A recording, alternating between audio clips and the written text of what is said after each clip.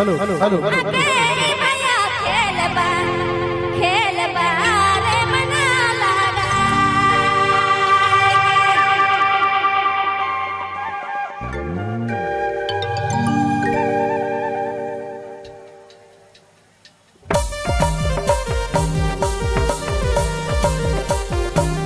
रौरे मन सुने लागी कुड़ुक मन यूट्यूब चैनल की प्रस्तुति।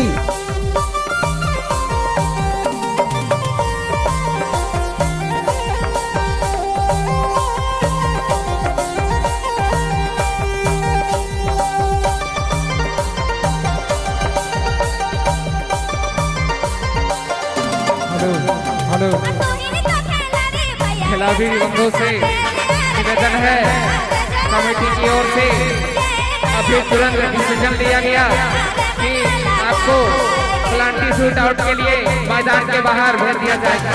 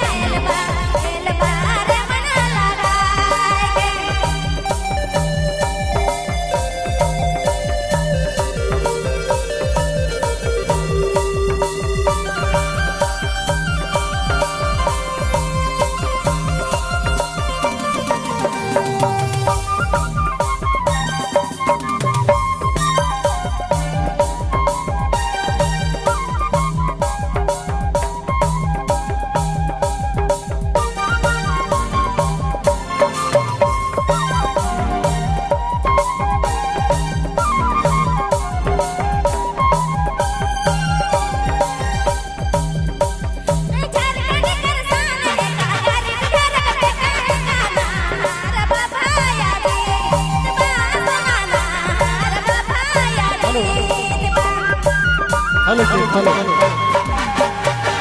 अब जितने भी ग्राउंड में वो तो जो है ना, आप ग्राउंड के अंदर आ सकते हैं, आपको तरह से छूट है, आप ग्राउंड के अंदर आ सकते हैं। जितने भी हमारे माँ बाप भाई बहन जितने भी बुजुर्ग हो, आप सामने आ सकते हैं, अभी छूट है।